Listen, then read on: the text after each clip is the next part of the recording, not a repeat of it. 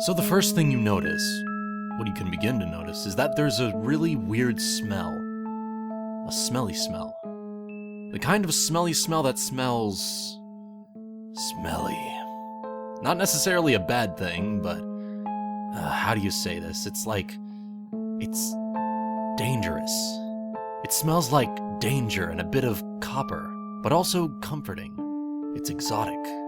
What is that scent? Time to take consciousness by the balls, Daring. You can do this. Hell, it's in your name.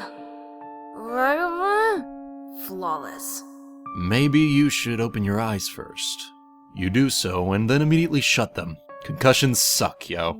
Your mumbling and groaning has gained the attention of every pony around you, including your bestest #1, most horribly annoying fan. Oh my gosh, that was so awesome! Dash screams into your ear, causing you to go full fetal position. You were like, stand back, citizen! And you just body tackled Anon! I mean, I know he's as heavy as a cow. Hey. But like, you knocked him straight across the room and... Silence. Oh, thank you. You also notice for the first time that you're not laying flat. If anything, you're bundled up against something warm. It moves. Now Dash, look, she didn't knock me back that far, and considering how hard she hit me, I'm glad nothing's broken. Just give her a few, okay? Fine, but you better not hog her all day. You open your eyes again. A relatively flat, furless face greets you. Its short mane seems disheveled, eyes looking at you with a bit of laughter in them. He smiles, showing off a row of incisors and canines. You know, I've never been bum-rushed by a 40-pound weakling before. Kudos. Oh shit, you're not prepared for this. No, I'm Daring. And you were going to eat that mare. You try to get accusatory before that same mare giggles to your side, drawing your attention. Silly pony! Anon was just telling us a story from his foalhood. Jack being in his giant stock. No, Ponka, it's Jack and the... I know what I said, Nani. It's the same thing. Okay. Plans change in the field all the time. You can work with this. But why was he cradling you? Why was he so warm and... Why does he smell so good? Hey, don't worry about it, just relax. You're probably still feeling like shit. His paw reaches down to your exposed belly. Hey! He begins to rub gently. Oh my. Yes, you definitely could get used to this exotic stallion. You stifle a soft moan as his wigglers just melt you into a puddle. Okay. Sorry for tackling you. And I'm sorry for not going down easy. That's what he said. Smooth. So after your awesome, flawless introduction, you settle into the little drum circle you've got going on. You sit next to, but slightly behind Anon. All the better to check him out outside his peripherals. Griffins start talking, he starts talking, not important. What's important are those wigglers. He keeps waving them around as he talks. You must have them. Not in some weird, I wish I had wigglers way, more of a... come to mama when I want them. kind of way. Oh shit, he just shrugged. Look at those withers, Philly. Delicious. You could curl up on his back any day. Okay, so far this is a good plan. Good idea. Wigglers plus nice smell plus probably easily swayed like most other stallions equals exotic success. He turns to look at you. Suddenly, wiggler in your face. Oh shit. Boop. Earth the Daring. Did he just... were you just booped? Sorry. I didn't catch that. Anon raises one of his eyebrows. I said, what do you think about Anon moving to Ponyville for study? Oh, that makes perfect sense. It's near the Everfree where he was found. It allows us to study him in possibly his native habitat, and gives us a base of operation to move from. Your fangirl is losing it over your analysis. Is she... I don't know. She's staring like she stares at Anon. I mean, sure, who wouldn't want to herd with me, but... Anyway, you all make plans to move the alien to Ponyville, get the townsfolk used to him, let him work things out, possibly get him a place to stay. You offered, no better way to get a stallion around your hoof than to pay for his room and board. But no, this had to be all self-reliant and in the woods. Might be tougher than the normal stallion to crack. As always, you love it when they put up a fight. Princess Purple and Celestia say they'll summon you once he's adjusted.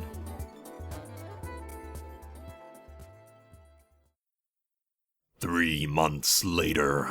Be daring. Who else would you be? One of the elements of harmony? Having wacky adventures, getting a sexy new alien used to equestrian life? Getting accidentally molested by him in public? taking him back to your house and educating him on pony physiology. Maybe give him a Wigglers-on demonstration. Wrestling with him on the bed, forcing him under you, letting him know who runs this house, which mare owns him now. You roll over. You haven't had a harem dream in 3 months. Your stallion wraps a hoof around your barrel. Things could be worse. You feel a nuzzle along your neck. Babe, what's wrong? Do you want to talk about it? Typical stallion. No. It's just the alien Anon. Oh. Not that tone, damn it. Don't use that tone. It's not like that, Peach Tea. You roll onto your back, looking at your Candlelight Colt. I know, Daring. I know. Just... sometimes I think you take your work way more seriously than our relationship. And so it begins. You know, this is different. This is huge. I mean, learning more about who he is, where he comes from, if we can recreate that, that's a whole new world of artifacts. Artifacts? That's what this is about. Peach Tea huffs and rolls onto his stomach, legs tucked under him. Well, I meant to say sweet fucking loot, but you know. Daring, this was almost the same line you gave me with that Valley of the Sun bit, and those golden ringy things. Well, it's not the same. And before that, it was about a statue that I never saw, mind you. The stallion narrows his eyes a bit. It's always something. You never spend more than a week with me. You never want to talk about foals or the future or anything. Why? Why is this happening right now? I mean, seriously. Did I piss off Celestia? Luna? Discord? Engage, come hither. Sweet Tea, you know... Peach Tea. My name is Peach Tea. Fuck. Your stallion huffs again and gets up, stomping loudly out of the bedroom. You don't chase him. He can be replaced. Tartarus, he was a replacement for some of the stallion. Who was it? Some confectioner or breakfast restaurant stallion? You hear a door slam. Well, it's not like I can't replace him again. As long as I can keep dating stallions that are in the food industry. Only thing better than nice fuck is free food. You get up, stretching out the abuse of last night. For such a needy cult, he sure enjoyed himself. I think he lasted 30 seconds? Nice. Making your way to the breakfast table, you see the mail piled high. He must have gotten it last night. You turn on the kettle, getting ready to make your own coffee. As the water heats up, you sort through the mail. Bill, fan mail, declaration of love, death threat, lawsuit. Wait a minute. You hold up an opened envelope. It bears the royal seal. Oh, you sneaky dick. No daring, no revenge. He'll come back like they always do, and then you slam the door in his face. Stupid cult.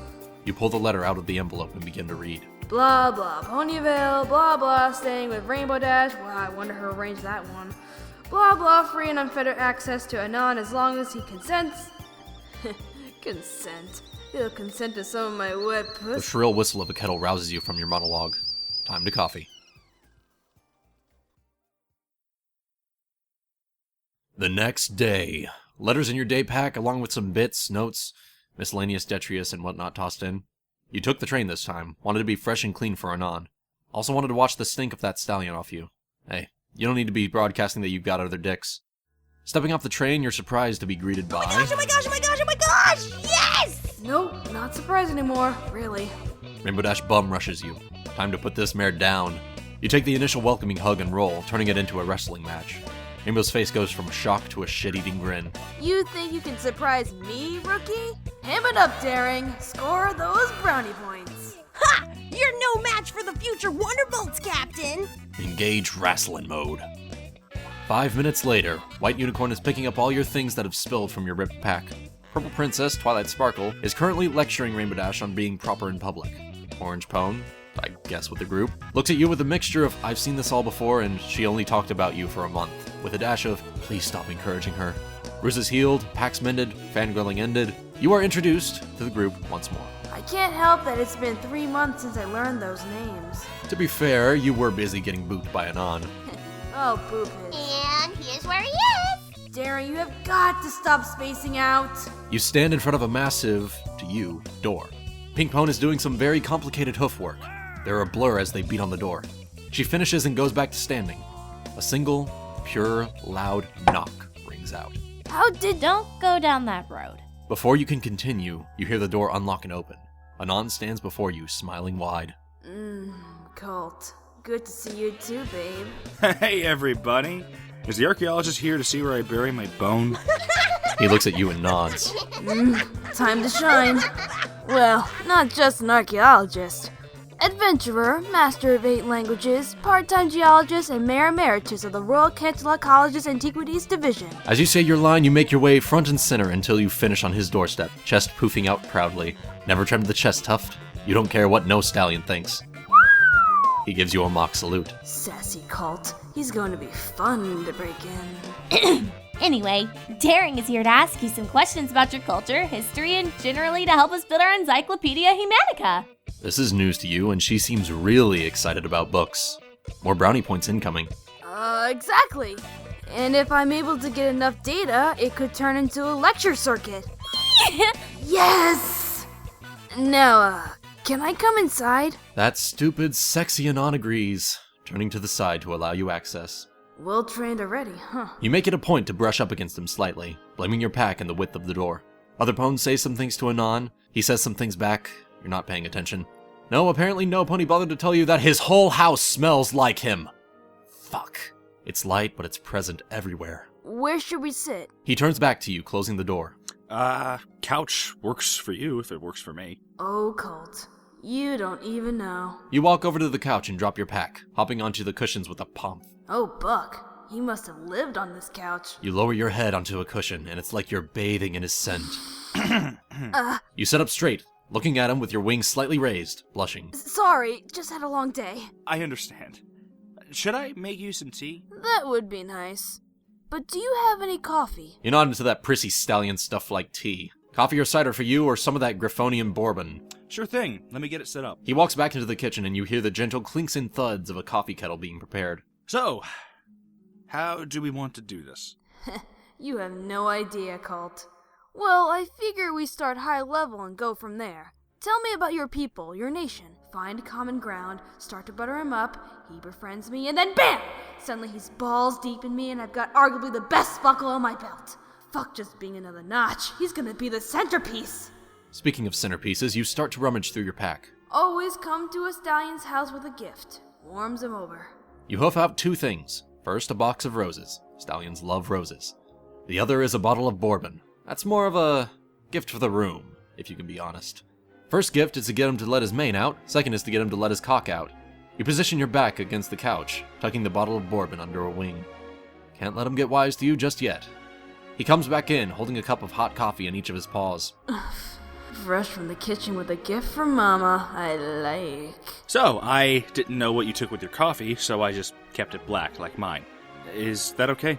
He takes his coffee black? Oh, now I've gotta get this, Colt. Sure, it's fine. I got you something just to help us start talking.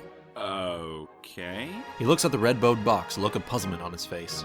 He sets down the coffee and sits down next to you. Go ahead, I promise it won't bite. No crazy purple knockout gas, right? Why would you... No, never mind. Things have been interesting as of late. He muses to himself as he uses his wigglers to test the box. No cuts, no canisters. You know, what are those? Those wigglers. Oh, no, these are hands. He places the box on his lap and points to his hand. And these are fingers. And then he uses a finger to point out his other fingers. Ah, so you're dexterous with those. Tool user? Yeah. We apparently started using rocks and sticks a millennia ago, and it all kind of spiraled out from there. Box is opened and petals pour out onto his lap. He looks at you in confusion and you beam at him. Now don't you mind me, Colt. You just go ahead and dig right in. Those are fresh, you know, straight from Hayland. He smiles, but it's forced. Oh no, is he allergic? Does he hate roses? What stallion hates roses? What, you mean eat these? Well, yes. That's the plan. A nice snack to start our talk. Do you hate the taste? I can always get you more. You can try a box a day of any flower you want. He raises a hand up. Oh, no. No thanks. I appreciate it, but humans don't really eat flowers. I mean, there are some we can eat, but I don't know if roses are one of them, or if they're any good.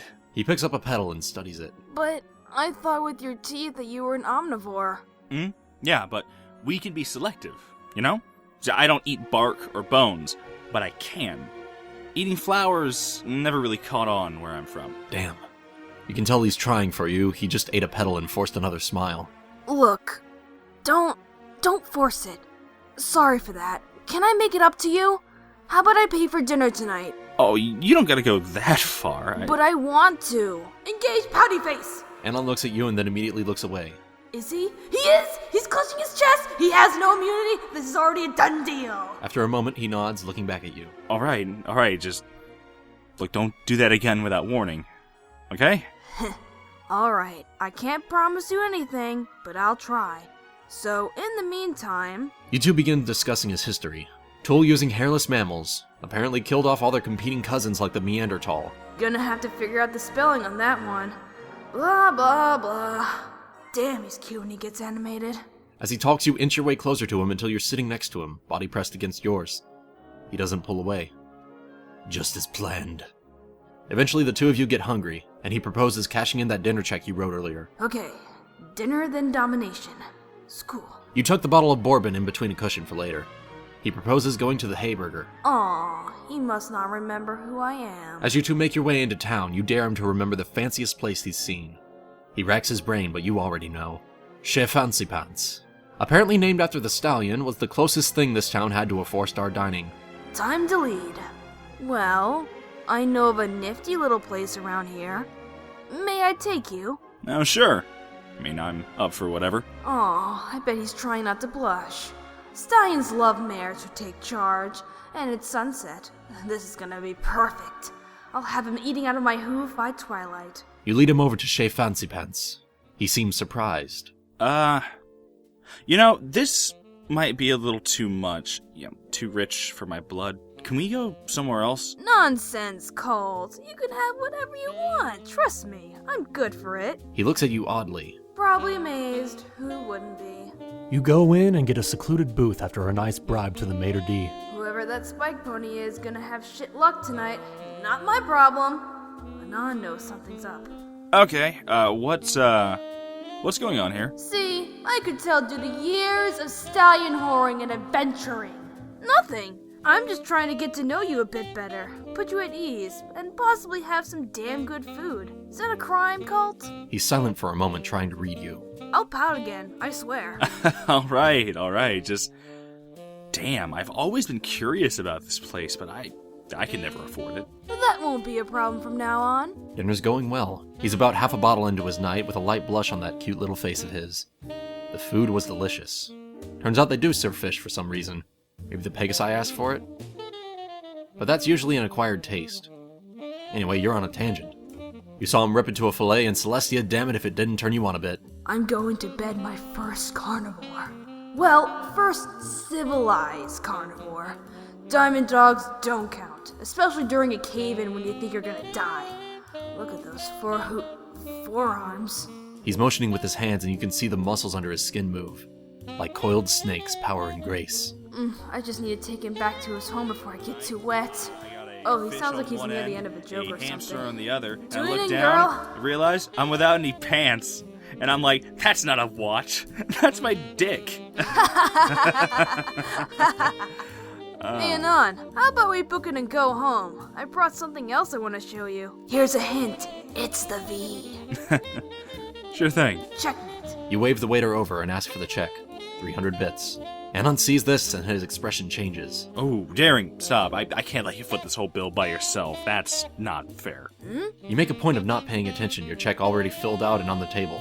A nice 20% tip included in big numbers. He's silent. Must be impressed. He knows I can buy him anything now if I'm dropping bits like that.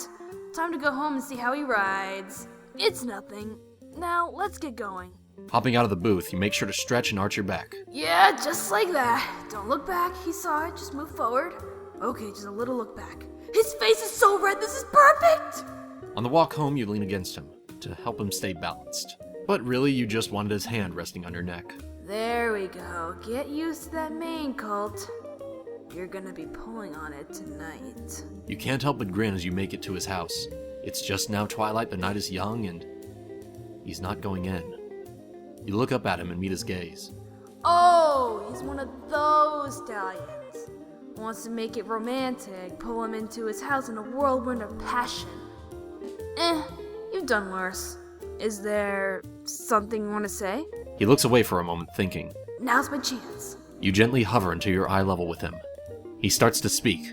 You turn his head with your hoof Oh, Luna, his cheek is so soft. to meet yours. Shh, no words now, Cult. What are you doing? What? Daring, are you okay? He steps back. No, this isn't right. He should be putty in my hooves. Hey, wow. Sorry, something must have been miscommunicated. I didn't. Well, at least it's just as awkward for him as it is for you right now. Hey, look, sorry about that. Didn't mean to jump the gun. How about we go inside and... No. Listen, you're staying with Rainbow, right? Just, you can't miss her house. It's a big-ass cloud mansion with rainbows literally fucking everywhere. I think... You're drowning him out. He's kicking me to the curb? How could he resist my swag? He was blushing so hard! He must have read your mind, or your face, because he's putting his hands up. Hey, listen. No hard feelings, but I'm just not gonna... Rut? Is it? Yeah, I'm not gonna be running anything right now. You swallow hard and nod. Yeah, okay. Sorry about that. The wine must have gotten to me. I'll come back tomorrow and we'll pick it up where we left off, yeah? He smiles again. Yeah, no, sure thing. Sorry. He offers his hand to you, clenched. Is that a fist bump? He's friend-zoning me? You hoof bump it with a smile. It's on, Cult. He closes the door, the warm glow of candlelight brightening his living room. Not like you're staring at him through the window. Okay, you're totally doing that. But from the bushes, I'm not some idiot stalker. I just want to know if he's going to go through my things. Yeah, see if he finds any other gifts. Like the cock ring. Poker face. Okay, it's not that bad. He's not even touching my stuff? He's not even interested? Come on, usually stallions love to root through other pony stuff. Alright, and now he's going upstairs. That's enough staring, Daring. Even your accidental rhyme doesn't cheer you up. How could he have shut me down? He was blushing the whole damn time. Maybe it wasn't lust but embarrassment? Who would ever be embarrassed to be with me? No pony, that's who. Time to crash at your fangirl's place. She'll help your ego, get you hyped up for tomorrow. Tomorrow, you start the long game. Woo him with gifts, compliments. Be a gentlemare, work for it. Learn everything about him, and then he can't help but want you. Damn, it's been a while since I've had to work for it. Last stallion that did this to me was, wow, years ago. Before I was famous, when I was just a nobody. Oh, and now I'm gonna rut your dick right off. Wait a minute. I'm not even sure he has a dick. I mean, he is an alien after all. Luna, damn it!